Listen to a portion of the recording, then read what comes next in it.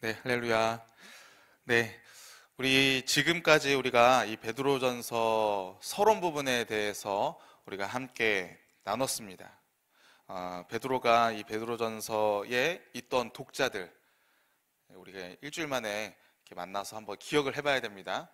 이 1장 1절에 보면은 베드로전서의 독자들이 나옵니다. 본도와 갈라디아, 갑바도기와 또 아시아와 비두니아에 이 흩어져 살고 있었던 이 그리스도인들이었습니다. 이 사람들은 이 가운데 기존에 살았던 사람들도 있었겠지만 다른 지역에서 이제 흩어져서 이제 오게 되어서 이렇게 이방인으로서 살았던, 나그네로서 살았던 그러한 사람들도 분명히 있었습니다. 그런 가운데 이 사람들이 예수 그리스도를 믿는다는 그 이유로 그 가운데 여러 가지들 고난들과 또 배척 또 소외들을 이제 은근히 혹은 본격적으로 여러분 받게 되는 그러한 삶의 정황이었어요. 그래서 이 베드로가 이들한테 첫 번째로 이야기하는 것은 이거였습니다. 너희의 정체성이 무엇인지를 알아라라는 거예요. 그래서 여러 가지로 이야기했어요. 여러 가지로. 하나님의 유업을 받을 하나님의 자녀다. 하나님의 백성이다라는 거예요. 또 구약에서부터 이렇게 이야기하면서 또 이후에는 예수 그리스도를 통하여서 본 이 그리스도인들의 모습, 구원받은 하나님의 그 택하신 백성이다라는 거죠. 또 왕과 같은 제사장이다라는 거예요. 또 하나님의 거룩한 소유가 바로 너희들의 모습이다, 너희들의 정체성이다, 너희들의 신분이다라는 거예요. 그러니까 거기에 맞게끔 하나님께서 거룩하시니 너희도 어떻게 살라고요? 거룩하게 살아라. 어떤 행실에서요? 모든 행실 가운데. 그 가운데 살라라고 이렇게 이야기를 하는 것입니다. 그래서 이 베드로가 서론 부분 1장 3절부터 우리가 2장 10절까지 서론 부분에 대해서 이야기한 건 하나였습니다. 너희가 바로 하나님의 자녀야. 거룩한 자들이야. 이거를 계속 일깨워 주는 거예요. 그리고 이제 이 정체성을 일깨워줘서 이 그리스도인으로서 살아가게 될 이 자들이 이제 이 땅 가운데서 살아가야 되는데 어떻게 살아갈 것인가? 또 이 땅 가운데서 살아갈 때는 실제로도 경험을 하고 있지만 그리스도인들끼리만 살아가는 게 아니잖아요. 이 땅에서 믿지 않는 사람들, 세상 속에서 살아가야 되는데 그 믿지 않는 사람들과 도대체 어떻게 살아가야 되는가?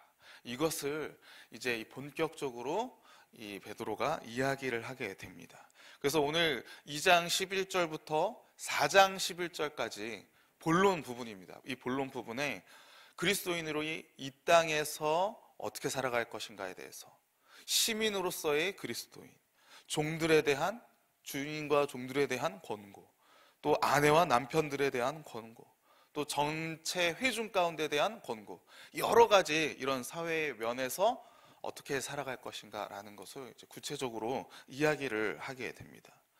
그래서 오늘은요, 우리가 그 가운데 좀 큰 범위에서, 큰 원리에서 방법과 원리들, 목적을 말해주는데요. 그래서 오늘은 우리가 거류민과 나그네의 삶이라는 제목으로 함께 은혜를 나누도록 하겠습니다.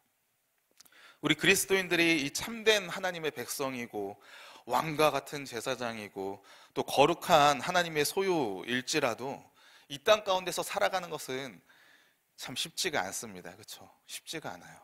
우리가 그리스도인이라고 하는 이 고유의 정체성을 가지고 살아가야 할 때는요, 항상 이 땅 가운데서 우리는 거류민이고 나그네일 뿐이다라는 것입니다. 여기 거류민이라는 말은요, 다른 데서 살다가 이 땅 가운데서 이곳에 한 곳에 와서 정착한 사람들이에요. 근데 그냥 사는 겁니다. 그냥 사는 거. 나그네는 너무나 잘 알고 있죠. 이동하면서 사는 거잖아요. 이 사람들이 다 어떤 사람들이냐? 어떤 법적인 책임과 책무, 권리 이런 것들을 지는 사람들은 아니었어요. 소외됐습니다. 이 지역 안에서, 다른 지역 안에서 온전히 이루어지고 있던 그 고유의 문화가 있을 때는요, 또 거기에 제대로 이렇게 들어와서 어떻게 보면은 참 회원으로서 그 안에서 정회원으로서 이렇게 살아가는 게 이게 쉽지가 않았어요. 껴주지 않았어요. 그러니까 참 어려운 거죠. 또 거류민이고 또 나그네로서 산다라는 말은요, 다른 말로 이야기하면 아까도 방금 이야기했지만 원래의 이 지역의 문화와 다른 자신들만의 고유의 정체성을 유지한다라는 거거든요. 유지한다라는 것입니다. 그러니까 다르죠. 다르고 있는 거예요. 그것으로 말미암아 당연히 배척과 소외를 당하는 것은 어떻게 보면 자연스러운 일이다라고 볼 수가 있는 거예요. 그런데 그 배척을 당하고 그 소외를 당하는 게 어디 멀리 떨어져 있는 사람들이 아니라 지금 내가 살고 있는 이곳에서 나와 함께 같이 두루두루 살아가는 나의 이웃에게 배척, 소외, 미움, 매일 만나고 매일 이야기를 나누는 사람들한테 그렇게 당한다는 거죠. 그것이 본격적이든 그것이 은근이든 그렇게 이웃과 멀어지는 거예요. 그럴 때 우리는요, 그래도 기억을 해야 된다는 것입니다. 가까이 했던 이웃이 가까이 하고 있는 회사 사람들, 심지어 같이 살아왔던 가족들마저도요, 거류민이고 나그네라는 이유로, 그것은 예수 그리스도를 믿는 그리스도인으로서라고 하는 그 이유로 미움을 당하더라도, 소외를 당하더라도 우리는 누구에게만큼은 우리를 사랑하신다라는 거예요? 하나님에게만큼은요. 다른 사람들 다 모두가 나를 미워하고 싫어하고 배척하고 한다고 할지라도 하나님만큼은, 하나님 아버지만큼은, 나의 구주 되시고 주님 되시는 예수 그리스도만큼은, 또 내 안에 계셔서 나로 하여금 주님 앞에 기도할 수 있도록 그 마음을 주시고 살아갈 힘을 주시는 보혜사 성령 하나님만큼은 우리를 사랑하신다라는 것입니다. 절대 미워하지 않으신다라는 거예요. 그리고 하나님 말고도 또 있다라는 거예요. 누가 있습니까? 교회입니다. 교회요. 예수 그리스도 안에서 한 가족이 된 우리 그리스도인들은요, 그 고난 속에서, 그 소외와 배척과 미움을 받는 이 속에서 우리는 그래도 서로를 사랑한다는 거예요. 그냥 사랑하는 게 아니라 누구의 사랑으로요? 하나님께 받은 그 주님의 사랑으로, 그 아가페 사랑으로 서로 사랑한다는 거예요. 그래서 오늘 본문 가운데 이 베드로가 본격적인 권면에 앞서서 가장 먼저 이야기하는 게 뭐라고 나와 있습니까? 사랑하는 자들아입니다. 오늘 본문 11절 말씀입니다. 사랑하는 자들아, 거류민과 나그네 같은 너희를 권하노니 영혼을 거슬러 싸우는 육체의 정욕을 제어하라. 사랑하는 자들아라고 이렇게 위로해 주고 있는 거예요. 그러기에 사랑하는 성도 여러분, 우리가 이 땅 가운데서 어떻게 살아가야 되는가라고 이야기할 때 가장 먼저 해야 될 것, 서로에게 뭐 해야 된다고요? 사랑하는 자들아, 사랑한다고 우리가 고백해야 된다라는 것입니다. 고백해야 돼요.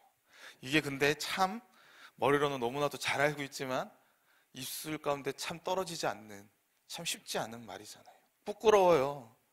부끄럽습니다. 어색하기도 하고요.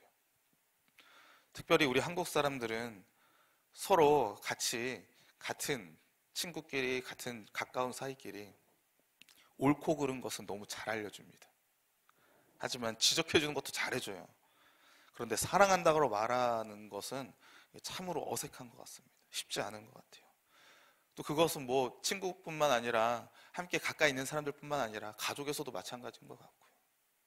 교회에서도 마찬가지인 것 같고요. 올해 들어서 혹은 작년까지 함께 동역하고 함께하는 목장, 목원들한테 사랑한다고 고백하신 적 있으신가요? 저도 생각해보니까 별로 없는 것 같아요. 우리 서로 사랑하는 교회라면서요. 참 이게 쉽지 않은 것 같습니다. 하지만 우리가 이 부끄럽지만 또 용기 내기 참 어렵지만 그래도 한 번 하기 시작을 하면 누구보다도 뜨겁고 열정적으로 사랑할 수 있는 사람들, 바로 우리 그리스도인들 아니겠습니까? 우리 교회의 성도님들 아니겠어요? 그래서 저는 우리 교회 성도님들이, 우리 백향목 교회 성도님들이 사랑한다라고 서로 이렇게 좀 고백하는 운동을 좀 열었으면 하는 그런 마음도 좀 있습니다. 서로 샬롬이 아니라 사랑합니다, 축복합니다, 목장에서도 만날 때마다 그렇게 이야기하면서, 사랑한다고 이야기하는데 거기다 대고 난 안 사랑하는데요? 이렇게 말할 사람이 누가 있겠어요? 그래서 사랑한다, 참으로 귀하다, 참으로 복된 존재다라고 이렇게 서로 권면하시고 격려하시고 그렇게 하시면서 이 어려운 시기를 어려운 시기가 아닌 것처럼 그렇게 극복해 나가는 우리 모두가 되기를 간절히 소원합니다. 자, 그러면 또 이 본격적으로 이 베드로가 이제 그건 사실 사랑한다라고 하는 것은 교회 안에서 또 성도가 성도에게 하는 말인 거잖아요, 그렇죠? 그럼 이제 세상 가운데 거류민으로서, 나그네로서 어떻게 살아갈 것인가를 이야기를 합니다. 함께 보시면 11절에 이렇게 나와 있습니다. 함께 읽어보겠습니다. 시작. 사랑하는 자들아, 거류민과 나그네 같은 너희를 권하노니 영혼을 거슬러 싸우는 육체의 정욕을 제어하라. 첫 번째로 이야기하는 게 뭐냐? 바로 육체의 정욕을 제어하라 라고 이렇게 이야기하고 있습니다. 여러분, 육체의 정욕을 제어한다, 육체의 정욕이라고 할 때 우리는 너무 잘 알고 있어요, 그렇죠? 육체, 여기서도 이 사르크스입니다. 다른 곳에서도 사도 바울이 이 사르크스라고 이야기할 때는 어떤 그 영적인 그 죄의 모습들, 육체 가운데 나오는 죄의 모습들, 이런 것들을 이야기를 하잖아요. 본성으로부터 나오는 정욕들, 나만을 생각하고 나만을 높이고 하나님의 자리를 차지하려고 했던 어떤 그 교만 가운데 나오는, 그래서 이 모습, 이 육체의 소욕, 이 육체의 정욕에 대해서 제어하라 라고 이렇게 이야기하고 있어요. 로마서 1장에 보시면은 우상 숭배로 말미암아 미련하게 되어서 나오게 되는 죄의 결과들이 이렇게 쫙 나오잖아요. 그거 보시면은 모든 불의, 추악, 탐욕, 악의, 시기, 살인, 분쟁, 시기, 악독, 수근수근, 비방, 하나님께서 미워하시는 자, 능욕하는 자, 교만한 자, 자랑하는 자, 악을 도모하는 자, 부모를 거역하는 자, 우매한 자, 무정한 자, 무자비한 자, 엄청난 죄의 모습들이죠. 이 육체의 정욕, 이것에 대해서, 이런 것에 대해서는 마땅히 제어해라, 죄의 모습을 끊어내라 라고 이렇게 이야기하는 거죠. 근데 이 모습도 있지만은요, 또 오늘 본문에 보시면 육체의 정욕을 제어하라라고 하는데 앞에 보면 뭐라고 되어 있나요? 영혼을 거슬러 싸우는 이라고 이렇게 이야기하고 있습니다. 여기서 말하는 영혼은 무엇이겠습니까? 우리 인간은 영혼, 육, 이분법, 영혼, 육, 삼분법, 이렇게 인간을 구성하는 영혼, 이 영혼을 이야기하는 것일까요? 이게 아니에요. 예수 그리스도 안에서 형성된 새로운 정체성 가운데 있는 온전한 자, 영혼을 거스르다라고 하는 말은 이제 우리가 영적인 존재로 하나님께 붙어있는, 예수 그리스도 안에서 죽고 다시 태어나서 그리스도인으로서의 그 정체성을 가지고 있는 이 상태, 이거를 지금 이야기하는 것일 겁니다. 그러면 하나님께 가까이 있고 싶고 하나님의 말씀을 따라 살고 싶고 그분과 함께 거룩하게 살고 싶은 이 상태, 근데 그 모습을 지금 거스른다라는 거잖아요, 그렇죠? 그럼 하나님 곁에서 멀어지려고 하는 것, 하나님을 배척하려고 하는 것, 하나님을 믿지 않으려고 하는 것, 이 땅 가운데서의 모습인 거잖아요. 이 땅의, 이 세상의 모습인 거잖아요. 하나님을 알려고 하지 않은 그 모습 가운데 나오는 가치와 기준들이겠죠. 여러분들, 이 가치와 기준들이라고 할 때 위에 앞에서 우리가 얘기했던 육체의 정욕, 소욕, 어떤 죄의 모습들, 비방하고 살인하고 수근수근하고 이런 것만을 이야기하는 건 아니라는 거예요. 자유, 평화, 평등, 사랑, 성공, 부, 승리, 발전, 이런 모습들 속에서도 죄의 모습이 아닌 것처럼 보이는 이런 모습들 속에도 이것도 역시 하나님을 반대하는, 하나님 없이 살아가는, 영혼을 거스르는 이 모습으로 나온다라는 거예요. 그 모습마저도 어떻게 해야 된다고요? 제어해야 된다라는 것입니다. 제어해야 된다라는 거예요. 다시 이야기하면 우리가 하나님의 가치대로, 우리가 그리스도인으로서 우리의 고유의 정체성, 거류민이고 나그네로서의 이 모습을 소유하면서 살아갈 때 이 세상 가운데서 오게 되는 죄의 모습뿐만 아니라, 이건 너무 당연한 거고요, 세상이 이야기하고 있는 문화와 가치와 이런 것으로 오게 될 때 충돌하게 된다는 거예요. 충돌하게 된다는 거예요. 그래서 소외와 배척을 당연한 것입니다. 당연한 결과예요. 당연한 결과예요. 그래도 그 가운데 뭐 하라고요? 제어하라라는 것입니다. 참 쉽지 않습니다. 이 모습을요. 이 모습이 쉽지 않아요. 어떻게 우리 역시 또 이 땅 가운데서 사회 일원으로서 살아가고 있는데 어떻게 거기까지요? 그런데 그 모습까지도 살아가는 그 모습이 우리 가운데 필요하다라는 것입니다. 그게 고유의 정체성을 유지하는 방법이다라는 거예요. 그리고 또 하나, 둘째로는요, 선을 행하라라는 것입니다. 우리 12절 말씀 우리 함께 읽어보겠습니다. 시작. 너희가 이방인 중에서 행실을 선하게 가져 너희를 악행한다고 비방하는 자들로 하여금 너희 선한 일을 보고 오시는 날에 하나님께 영광을 돌리게 하려 함이라. 아멘. 너희가 이방인 중에서 행실을 선하게 가져라고 이렇게 이야기하는 거잖아요. 그러면서 이방인들로 하여금 너희 선한 일을 보고라고 이렇게 이야기합니다. 이 말은 우리가 알아야 될 것은, 우리가 하나님 앞에서 아까 그 서론 부분에서는 모든 행실 가운데 우리가 거룩한 자로서 선한 모습으로서 살아가라라고 이렇게 이야기했다라고 한다면, 지금 여기서 이야기하는 건요, 하나님께서 우리의 모습을, 선한 모습을 보신다, 그 모습 기억해라 라는 것도 있지만 동시에 누구도 우리를 보고 있다라는 거예요. 이방인들, 하나님을 믿지 않는 사람들도 우리 그리스도인들의 모습을 보고 있다라는 거예요. 어떤 모습을요? 선한 모습을요. 근데 이 선한 모습은 그리스도인들이 생각하는, 예수 믿는 선함도 있지만 이방인들이 생각하기에, 자신들이 생각하기에 선하다라고 하는 모습, 이 모습도 우리가 예수를 믿고 있기 때문에 자연스럽게 나오게 되는 삶의 모습과 이 이방인들이 생각하는 선하다고 하는 모습이, 그 모습은 비슷하다라는 거예요. 우리가 당연합니다. 하나님을 우리가 온전하게 알고 온전하게 믿으면요, 하나님께서 말씀하시는 거 뭐예요? 부모를 공경하라, 양심 가운데 선하게 살아가라, 원수를 사랑하라, 한 대 맞으면 반대쪽도 대라, 50리 가라 그러면은 100리까지도 가게 하라.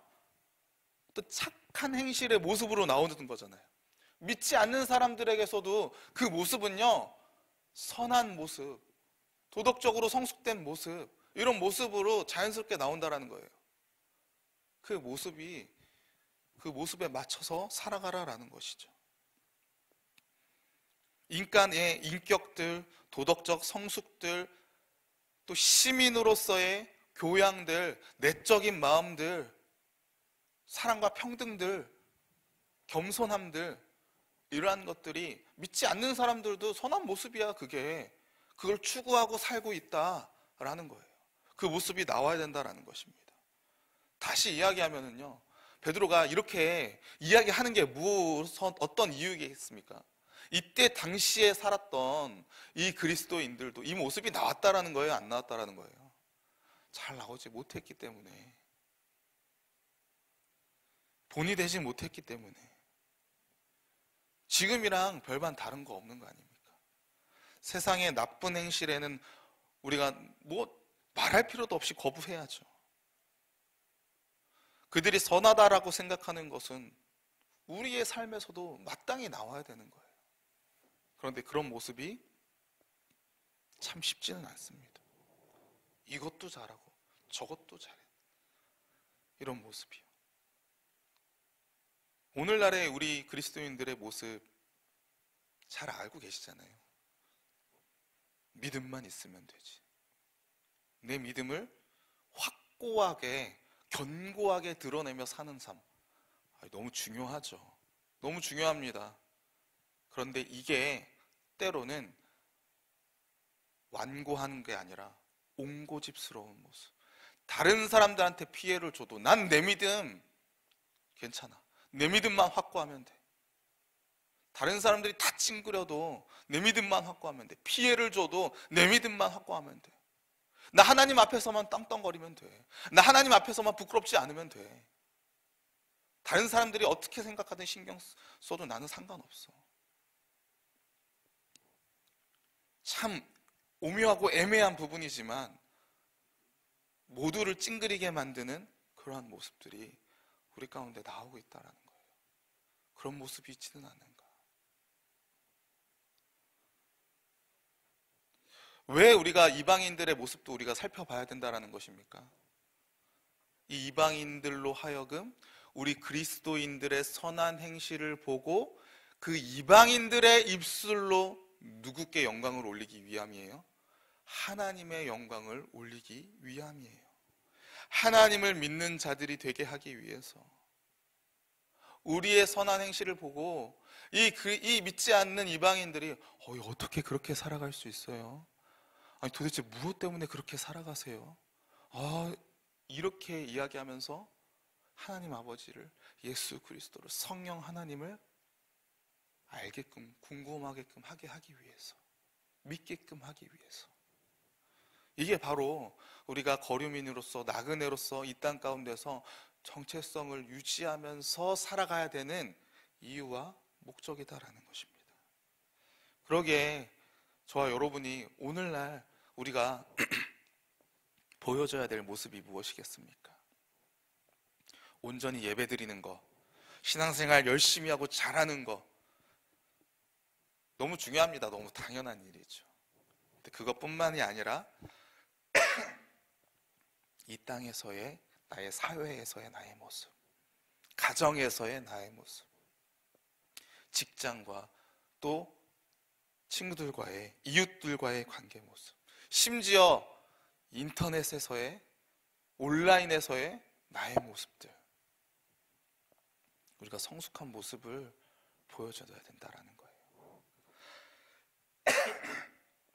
특별히 너무 정치적으로 쉽지 않지 않습니까? 너무 혼란스러운 이 시대 가운데 우리가 살아가고 있잖아요. 이번에도 우리는 너무 극명하게 보고 있지 않습니까? 믿는 자들 안에서도 이게 나와 다르다라고 하는, 견해가 다르고 정치적인 견해가 다르다는 이유 하나로 손가락질하고 자신의 의견을, 옳고 그름을 너무 분명하게 이야기하면서 배척하는 모습들. 옳고 그름을 또 너무 중요하지만 우리가 이거는 믿지 않는 사람들 당연히 하는 거잖아요. 자신과 다르기 때문에 당연히 손가락질하고 배척하는 모습도 당연합니다. 하지만 이런 모습 안에서 그들도 알고 있을 거예요. 인정하고 이해하고 소통하고 나아가면서 화합하는 게 이게 맞다라는 것을요. 이게 성숙한 모습이라는 걸요. 우리 그리스도인들이 보여줘야 될 모습이지 않을까, 이런 생각이 듭니다. 그 부분에서 우리가 구별된 점을 보여줄 때 그리스도인들은 다르구나 라는 모습을 보여줄 수 있지 않을까, 이런 생각이 듭니다. 뭐가 진짜다, 뭐가 가짜다, 뭐가 옳고다, 뭐가 그르다, 이런 걸 말하는 게 아니라요. 그러기에 오늘 저와 여러분 모습 가운데 이런 구별된 모습이 나오게 되기를 간절히 소원합니다. 도덕적 성숙의 모습, 인격적 성숙의 모습, 이해와 인정을 바탕으로 대화하며 나아가는 모습, 위로하며 나아가는 모습, 이 안에서 우리가 하나님의 은혜와 또 위로하심을, 또 하나님의 말씀을 따라 사는 그 열매들이 오늘의 삶 가운데 있게 되기를 주님의 이름으로 축원합니다. 함께 기도하겠습니다.